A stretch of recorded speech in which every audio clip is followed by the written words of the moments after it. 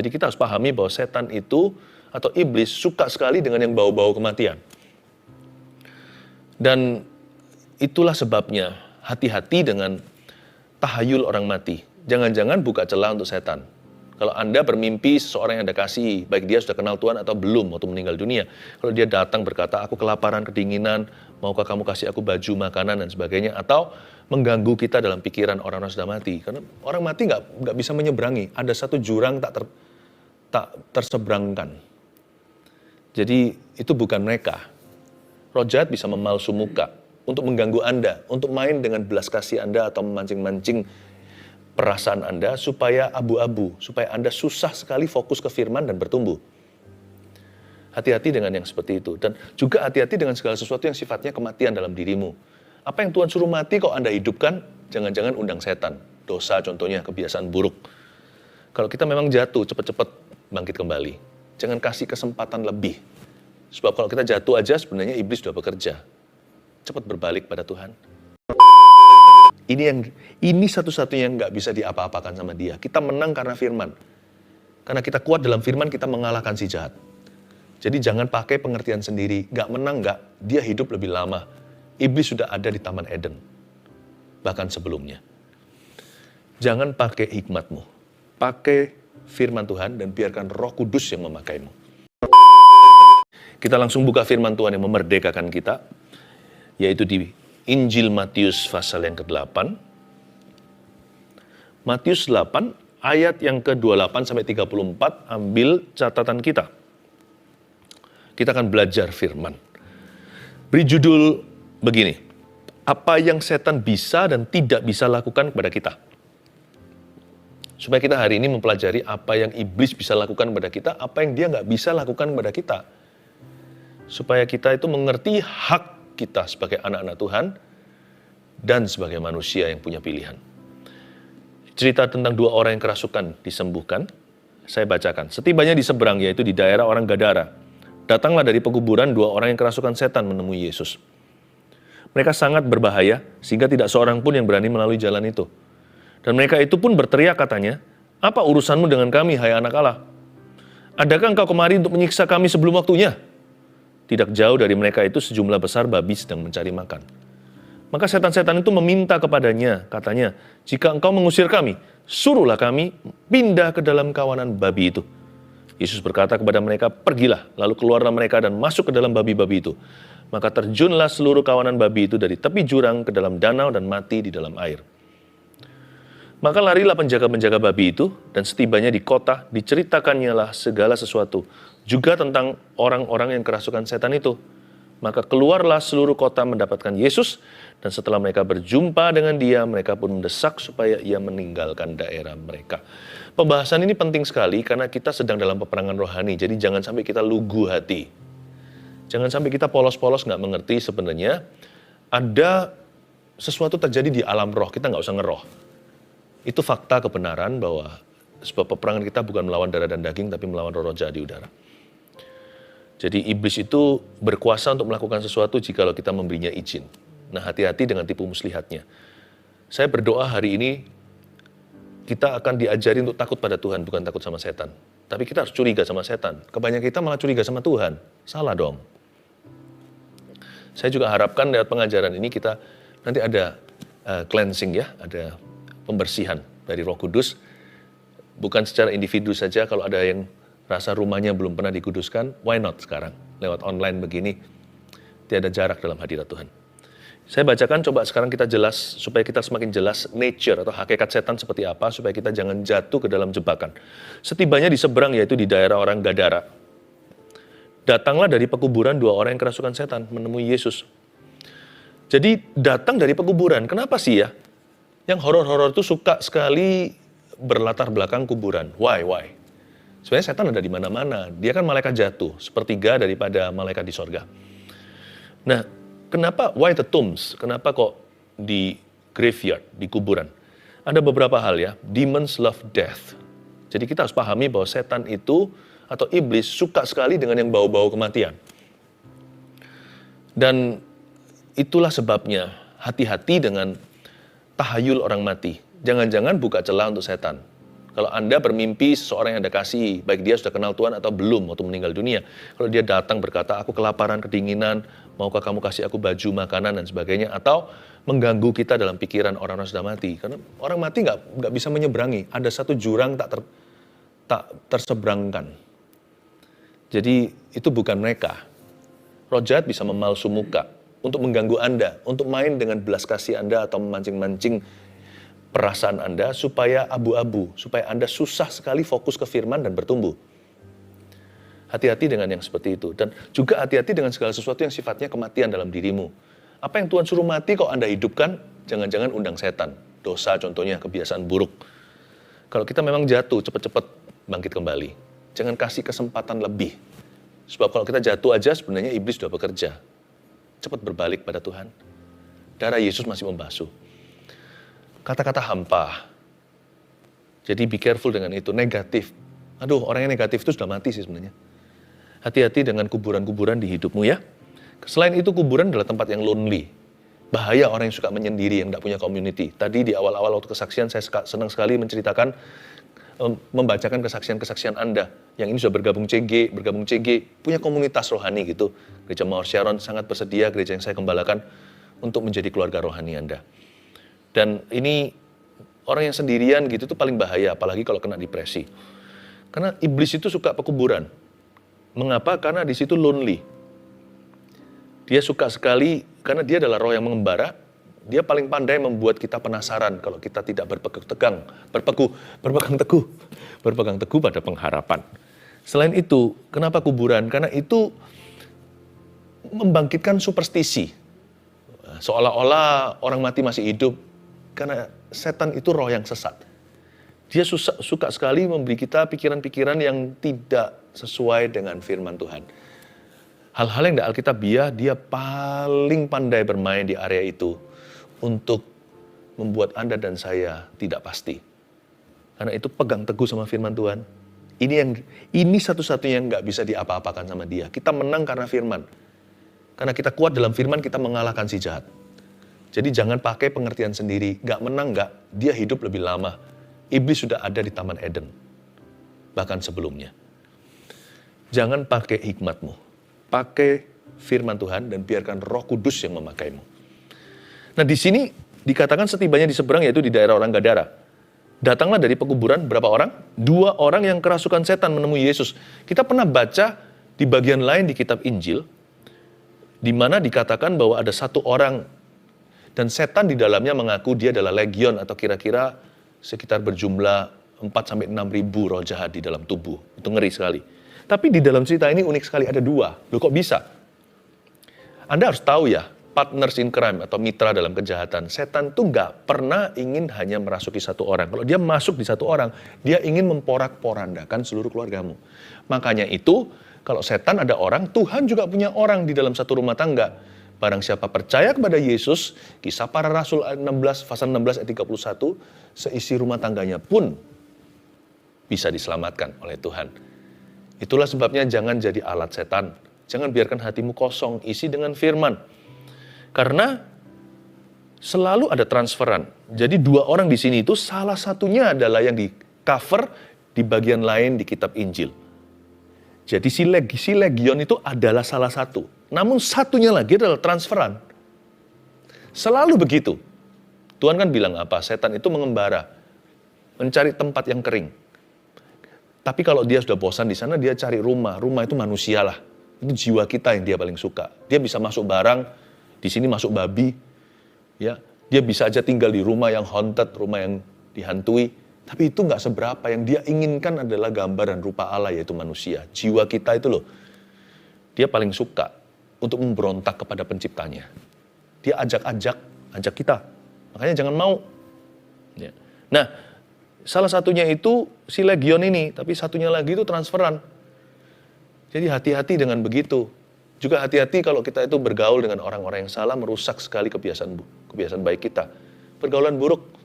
Lihat orang negatif itu ya, cepat sekali ya. Second hand smoking. Kita sendiri nggak merokok, tapi kena kanker paru-paru. Padahal hanya menghirup saja. Mendengarkan hal-hal yang tidak terbukti, yang negatif. Kita jadi kepahitan, padahal kita sendiri nggak punya isu dengan orang itu. Be careful dengan itu. transferan itu terjadi. Bukan berarti kita kemana-mana ketakutan ya, seperti orang yang paranoid gitu. Kalau setan nggak bisa pakai, soalnya setan nggak bisa diusir memakai hand sanitizer. itu kuman. Tapi kalau setan nggak bisa, harus dengan iman. Dua orang yang kerasukan setan itu menemui Yesus, lihat itu. Bukan setannya yang menemui Yesus dulu, tapi jiwa orang itu diberi kesempatan oleh Allah Bapa. Karena Allah Bapa yang membawa kedua orang itu kepada Yesus putranya. Tahukah the human souls always are drawn to Jesus Christ? Jangan pernah kita lihat orang lulus, itu orang setan, atau setan lu, jangan begitu. Kasih kesempatan pada orang untuk bertobat. Kita harus doakan tawanan, agar mereka dibebaskan. Tahu nggak, orang sebejat apapun, dalam hatinya itu ada kehampaan yang Yesus bisa isi. Hanya Yesus yang bisa mengisinya. Jadi jiwa setiap manusia itu diciptakan dalam gambar rupa Allah. Berarti ada satu kehausan, kelaparan. Asal jangan terus didinai, disangkali. Lama-lama kapalan tuh hati lama-lama kebal. Tapi di dalam hati setiap kita sebenarnya mencari. Kita itu ingin berjumpa dengan Yesus. Jiwa manusia itu haus. Sebenarnya loh ya. Gak peduli dia Hitler sekalipun. Pasti ada satu masa di hidupnya. Dia itu mencari kebenaran. Cuman ya mungkin pilihan hati atau memang dia salah pimpin, salah tuntun. Makanya kita jangan salah menuntun orang. Pastikan kita selalu menuntun orang pada Yesus ya. Seperti yang kami terus ingin lakukan tiap Rabu Sabtu with you. Nah, mereka menemui Yesus ya. Lalu mereka sangat berbahaya. Iya, karena setan di dalam diri mereka sangat berbahaya. Salah satunya legion yang kita tahu. Mereka sangat berbahaya. Why setan sangat berbahaya? Setan itu adalah intelligent beings. Supaya kita mengerti siapa dia. Dia itu malaikat yang jatuh, dia itu cerdik. Dia itu sangat-sangat licik. Makanya ada pepatah cerdik seperti ular. Sebenarnya ambil positifnya. Tetapi sebenarnya dia itu intelijennya itu dihinggapi evil. Dia bukan hanya pandai pintar, tapi dia itu sangat jahat. Makanya sangat berbahaya sekali. Orang kesurupan memang orang gila. Tapi setannya nggak gila. Setan yang waras yang bisa buat orang gila. Tapi warasnya dia itu waras jahat. Hati-hati dengan mastermind ini. Karena itu kita jangan sok-sok jago gitu ya. Wah, kita ejek-ejek. Kita lihat rumah berhantu, kita ejek-ejek. Ngapain sih? Kalau kita lawan setan nggak usah kampungan. Kalau kita lawan setan, kita berwibawa. Kita lawan setan itu sebagai royalty, sebagai bangsawan. Nggak usah ngomong, setan begini-begitu. Bisa aja Anda melayani dia dengan ejek-ejek dia, setan tuh licik sekali. Dia bisa pakai kelemahanmu atau kesoktahuan seseorang untuk nanti senjata makan Tuhan. Dia nggak keberatan kok kalau dihina-hina, asal orang itu sumpah serapah, udah jadi miliknya.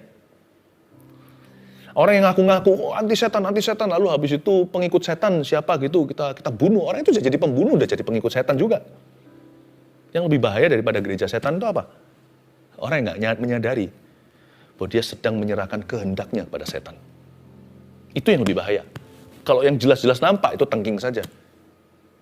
Dia bolos itu dalam Alkitab. Dikatakan salah satu nama setan itu artinya kelicikan, itu artinya hasutan. Dan itu nggak kelihatan. Itu seperti Petrus yang bilang sama Yesus, don't go to the cross, jangan pergi ke salib. Yesus tahu siapa yang berbicara di balik itu. Kiranya pikiran Petrus, bukan. Dia tegur, kamu iblis, kamu mikirkan pikiran manusia, bahaya. Dia bolos itu pikiran manusia. Yang seolah-olah pikiran kita, padahal itu adalah hasutan. Nah, itulah sebabnya kadang-kadang kita bisa, setan lewat kata orang, suami istri bisa geger besar. Si istri ngomong suaminya memang tersinggungan, lagi gak jaga hati, mungkin hari itu bolong-bolong kali persekutuannya dengan Tuhan Yesus.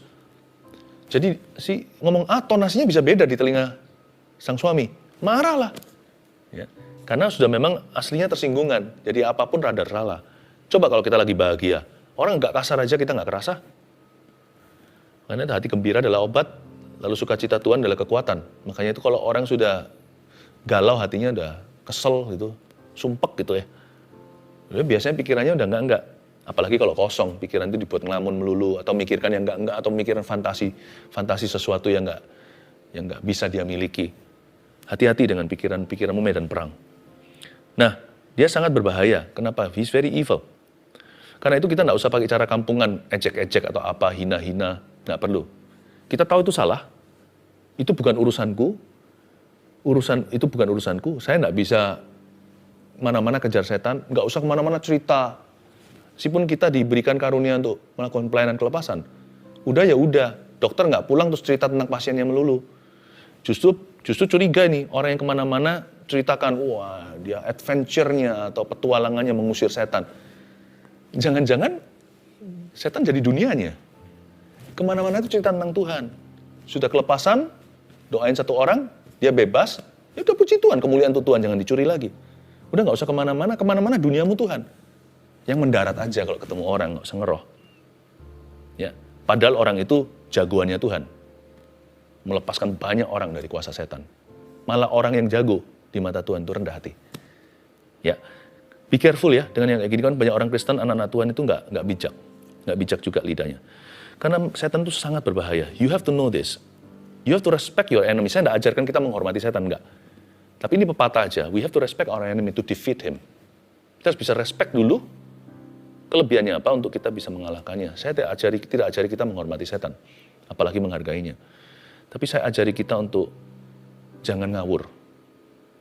Kita, bahkan malaikat Tuhan pun menghardik Lucifer. Dia berkata, Tuhan menghardikmu. Dia nggak sembarang menghujat sesuatu yang dia nggak tahu. Tuhan menghardikmu. Pakai nama Tuhan, pakai kebenaran, pakai buah-buah roh, pakai wibawa urapan. Bukan pakai sembarang omong. Karena itu dia sangat berbahaya. Sehingga tidak seorang pun yang berani melalui jalan itu. Nah, setan itu bisa berbuat apa sih bahaya? Sebenarnya dia itu nggak bisa berbuat apa-apa sama kita kalau kita nggak buka celah. Jadi kalau kita membuka celah, he can still kill and destroy. Dia bisa mencuri, membunuh, membinasakan. Nah, nanti saya akan jelaskan ayat 29 dulu. Dan mereka itu pun berteriak katanya, apa urusanmu dengan kami, hai anak Allah? Adakah engkau kemari untuk menyiksa kami sebelum waktunya? Kata sebelum waktunya ini luar biasa. Ini menunjuk kepada limited time atau waktu yang terbatas. Iblis itu, saya tahu bahwa iblis itu mengerti bahwa waktunya itu sangat dibatasi. Anehnya, anak-anak Tuhan malah buang-buang waktu. Malah sukanya menyia-nyiakan waktu, muter-muter melulu. Kerohanian juga gitu. Pikirannya juga seperti itu. Kerdil terus, nggak pernah dewasa rohani. Muter-muter di sana terus. Perasaannya dimainkan terus. Aneh ya. Setan itu tahu waktunya itu singkat. Karena itu dia kerja keras untuk menyesatkan dunia, mencuri, membunuh, membinasakan. Anak-anak Tuhan, ogah-ogahan sama Tuhan. Kita ini nggak mau dewasa-dewasa, padahal dewasa itu pilihan. Pikiran melulu di kubangan tersebut. Nggak cuma itu, nggak hanya itu saja. Tapi banyak anak-anak Tuhan itu suka mengulur-ngulur ketaatan. Tuhan suruh begini nanti aja, besok aja. Tuhan suruh doakan orang itu, ya gimana kalau nanti dia tolak saya. Aduh, banyak sekali alasannya. Jangan-jangan setan lebih profesional mengerjakan misinya yang salah daripada kita mengerjakan misi kita yang benar dalam kehidupan ini. Ayo berbuah. Hari-hari ke depan lawan arus, berbuah dengan sengaja. Ya, bukannya jangan mau kalah sama setan, bukan. Sama seperti iblis mengerti waktu terbatas, kita juga tahu kita nggak selamanya hidup waktu kita dibatasi. Orang lain itu loh bergantung kita gimana mereka bisa diberkati, bahkan akan ada orang-orang yang kita tuntun pada Tuhan. Itu pun waktunya nggak forever with you and me. Mereka tidak akan selamanya bersama dengan kita. Kita juga tidak selamanya bersama dengan mereka. Whatever God has asked you to do, apapun yang Tuhan minta Anda lakukan, do it today. Kalau sumber dayanya sudah ada di tangan. Ya. Kalau sumber dayanya sudah melekat di tubuh lagi, lidah kita tinggal beritahu. Ya kan? Tangan kita tinggal dilipat untuk berdoa, atau kakiku berjalan untuk Tuhan, tanganku kerja buat Tuhan, mulutku puji namanya, kakiku berjalan cari jiwa, upahku besar di sorga. Kalau sumber dayanya sudah melekat di tubuh kita, ngapain kita ulur? Ya. Nah, ayat 30, tidak jauh dari mereka itu sejumlah besar babi sedang mencari makan. Ini aneh, memang di daerah orang Gadara, tetapi ini kan di daerah utara, ini kan di wilayah Israel maksud saya. Sebenarnya terus terang kalau saya baca ini, saya curiga bahwa pemilik babi ini, pengusaha, dia itu melanggar perbatasan. Jadi dia memasuki wilayah orang Yahudi, dan kita semua tahu Yahudi mengharamkan babi. Membawa babi-babi ke sono, mentang-mentang karena waktu itu bangsa Israel jajahan. Saya nggak tahu pengusaha ini backingannya siapa. Tapi mungkin dia orang berkuasa.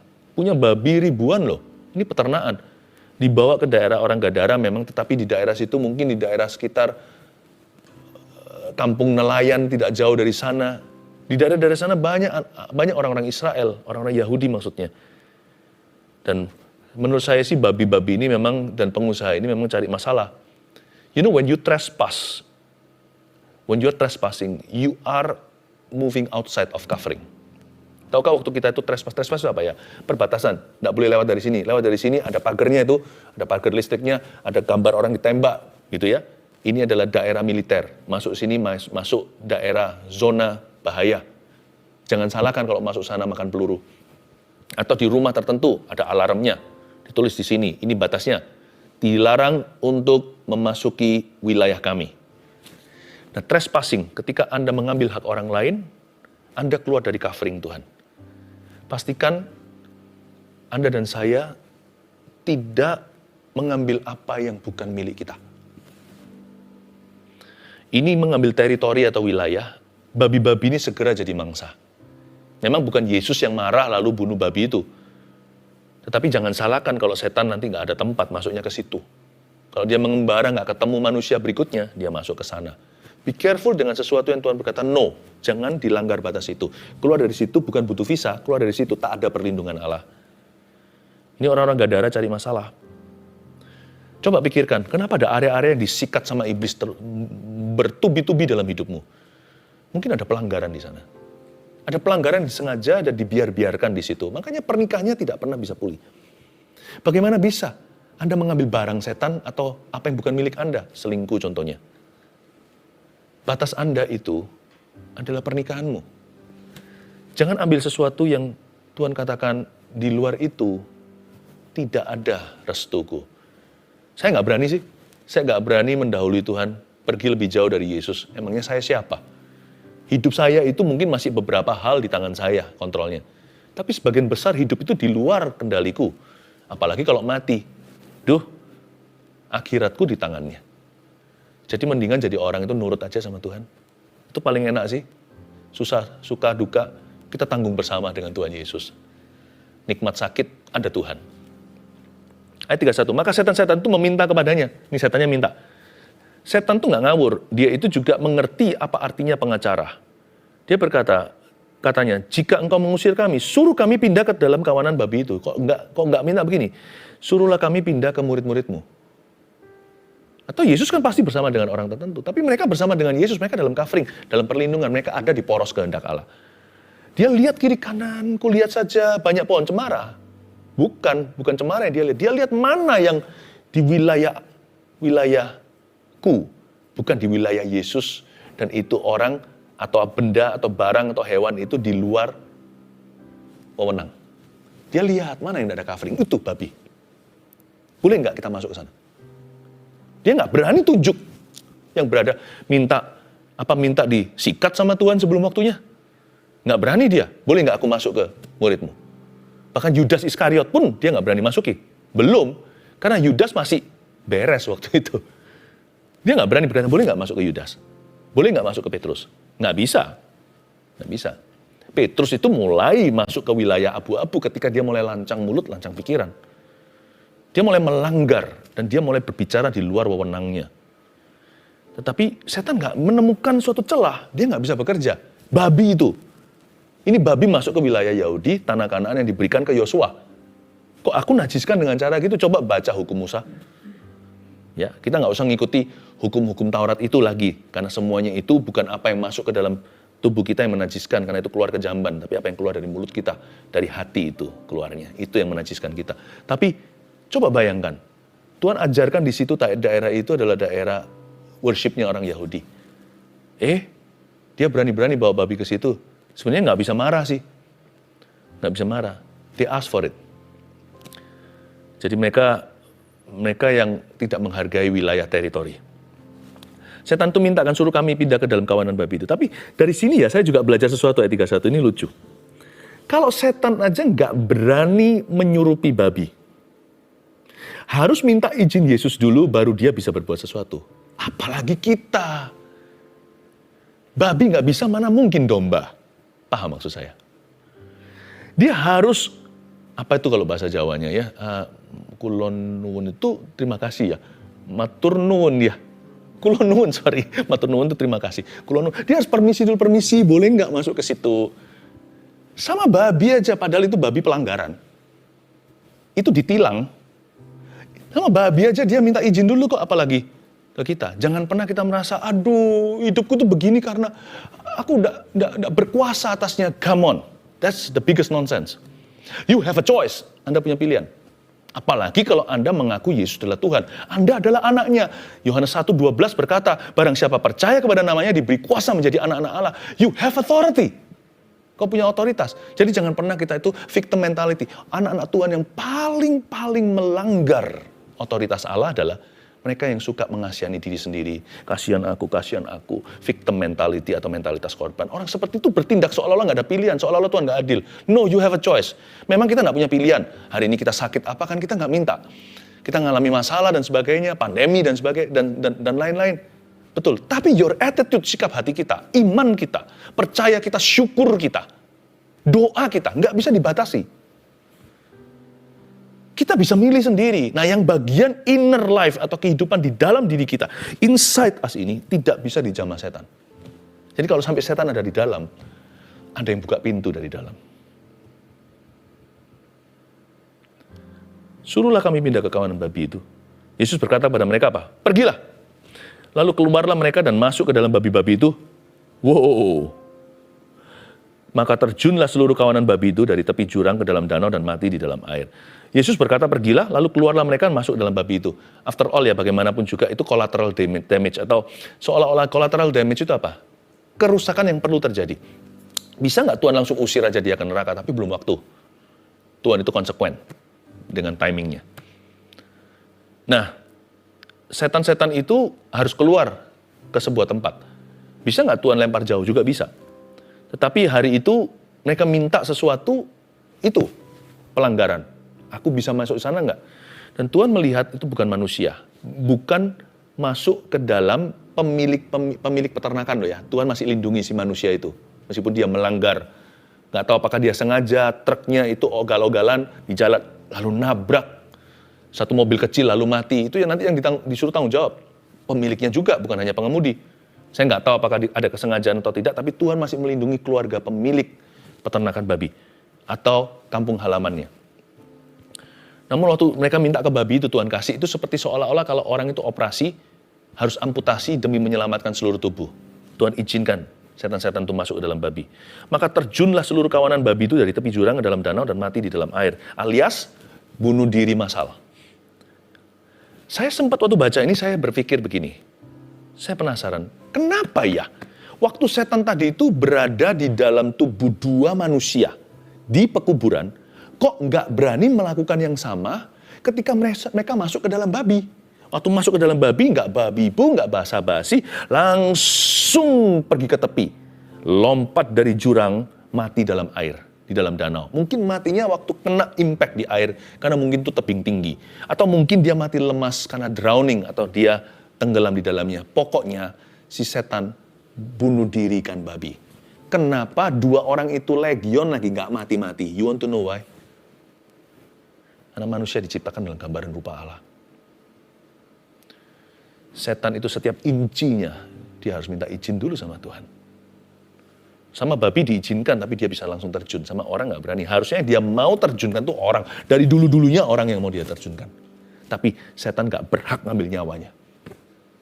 Makanya itu saya peringatkan orang yang bunuh diri itu, Anda juga nggak punya hak untuk ambil nyawamu. Setan aja nggak bisa ambil nyawamu. Jangan terhilang selama-lamanya ya, dengan mencuri nyawamu dari tangan Yesus yang berhak mengatakan kapan Anda dan saya mati. Kita aja nggak berhak untuk mengatakan kapan kita hidup kok. Siapa yang pernah tahu? Siapa udah rencana di agendanya sebelumnya, minggu depan aku mau lahir ke dunia? Nggak ada. Kita nggak ingat kok kita di perut mama. Maka larilah penjaga-penjaga babi itu ayat 33. Dan setibanya di kota, diceritakannya lah segala sesuatu juga tentang orang-orang yang kerasukan setan itu, ayat 33. Nah, penjaga-penjaga babi itu lari, staf-stafnya. Setiba di kota, diceritakannya segala sesuatu. Tuhan itu baik ya. Ini adalah episode di ayat 33 diizinkan.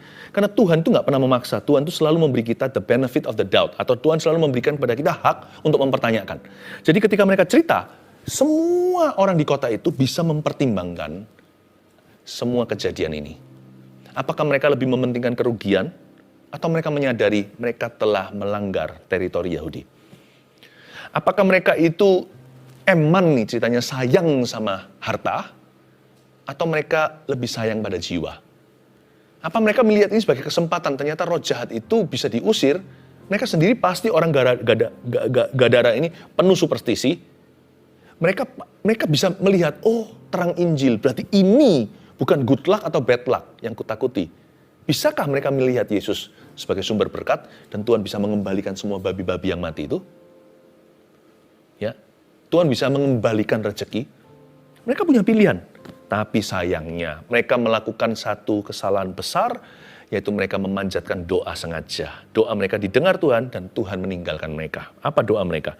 Dan setelah mereka, maka ayat 34, keluarlah seluruh kota mendapatkan Yesus. Nggak tanggung ya, seluruh kota. Berarti ini sudah konspirasi bersama, rusak pun rame-rame, menolak Tuhan pun bersama-sama. The whole city was united in rebellion. Seluruh kota itu bergabung untuk memberontak kepada pemerintahan Tuhan. Dan setelah mereka berjumpa dengan dia, mereka pun mendesak supaya ia meninggalkan daerah mereka. Ngeri nggak? Setelah mereka berjumpa dengan dia, padahal jumpa sama Tuhan loh, ini muka dengan muka, fisik lagi. Kayak kita kan dengan iman. Ternyata seseorang mengalami pengalaman perjumpaan dengan Tuhan ajaib sekalipun atau supranatural, tidak menjamin orang itu akan bertobat. Ternyata repentance is a choice. Tuhan tidak pernah memaksa kita bertobat. Pertobatan itu sebuah pilihan. Dan mereka semua mendesak supaya ia meninggalkan daerah mereka. Kata mendesak di situ kesannya adalah mereka berdoa. They pray to Jesus, leave us.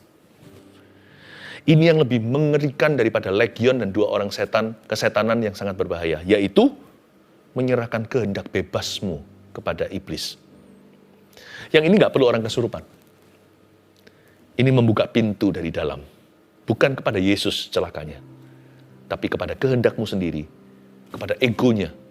Kepada nafsu duniawi. Lalu pada ujungnya, semua itu produk-produknya. Membukakan hati kepada setan. Yang akan menguasai jiwa seseorang. Yaitu musuh Tuhan. The whole town gave their will to Satan. Seluruh kota itu menyerahkan kehendaknya kepada iblis tanpa kesurupan. 3 poin sederhana, saya selesai. Ini agak panjang, Anda catat ya. Yang pertama, setan bisa mencuri, membunuh, bahkan membinasakan jika kita terus membuka celah. Ini hal pertama yang setan bisa lakukan kepada kita. Saya akan cover dulu yang setan bisa lakukan. Lalu nanti saya jelaskan yang setan nggak bisa lakukan pada kita. Yang dia bisa lakukan adalah setan bisa mencuri, membunuh, bahkan membinasakan jika kita terus membuka celah. Ada kata terus ya. Kalau kita terus-menerus, sekali aja langsung kesurupan, kayaknya nggak begitu sih. Kerasukan itu ada langkah-langkahnya. Nggak sampai totalitas begitu. Itu sudah dari yang enteng-enteng jadi berat-berat. Yang kedua, manusia punya masa anugerah. Maka itu jangan sia-siakan hidup atau mencobai Allah. Itu loh bedanya kita sama hewan. Dia cemplung langsung. Tapi kita itu dikasih kesempatan karena kita itu punya masa anugerah dicipta dalam gambaran rupa Allah. Tapi jangan sia-siakan hidupmu. Hidup itu kesempatan. Apalagi mencobai Allah. Jika jatuh, cepat bangkit lagi. Jikalau jauh, cepat kembali. Nah memang manusia, kita bisa aja melepas kehendak kita sudah dijajah jikalau kita sudah di taraf terbelenggu atau kesurupan. Kalau sudah di taraf tertentu, sudah kronis itu. Tahu nggak? Infeksi saja bisa mematikan kalau dibiarkan. Sakit mah aja bisa bahaya. Sakit mah, kamu kan cuma biasa gitu aja. Nggak pingin makan, nggak nafsu makan, mual dan sebagainya. Tapi kalau apapun juga, kalau dibiarkan terus-menerus, dia bisa jadi sesuatu yang membinasakan. Karena itu jangan sia-siakan hidupmu ya. Di taraf tertentu kehendakmu sudah bukan milikmu. Makanya itu latihan. Yang ketiga, setan tidak bisa memaksa kita. Sebab kehendak bebas adalah kedaulatan manusia. Ternyata manusia itu punya kedaulatan loh. Bedanya sama Tuhan. Tuhan punya daulat atas hidup kita. Atas hidup bumi dan seisinya, hidup dan mati orang. Tapi kita punya kedaulatan, namanya hak bebas kita. Nah ini harus kita sengaja berikan ke Tuhan. Tiap kali, setiap kejadian, setiap hal yang kita rasakan. Apapun yang kita hadapi, setiap hari, setiap waktu, setiap saat, tiap pagi, malam sebelum tidur, serahkan terus kehendak bebasmu kepada Tuhan. Lord, I surrender my will to you. Not my will, but your will be done. Tuhan, ku serahkan kehendakku kepadamu, biarkan kehendakmu yang jadi, bukan kehendakku. Karena kedaulatan itu milik kita, Bahkan Tuhan serahkan kuncinya, bukan milik Tuhan. Segala sesuatu milik Tuhan, iya, tapi Tuhan serahkan. Kehendak bebas, kedaulatan kita. Jadi dengan kehendak bebasmu, apakah Anda memilih untuk memuji atau menggerutu? Percaya atau menghujat? Mengasihi atau membenci? Jujur atau menipu? You choose. Dan dibalik semua pilihan Anda, Tuhan melihat. Dan suatu hari Anda dan saya harus mempertanggungjawabkan. Saya mau jadi anak Tuhan, nggak mau jadi anak setan. Saya percaya Anda juga sama.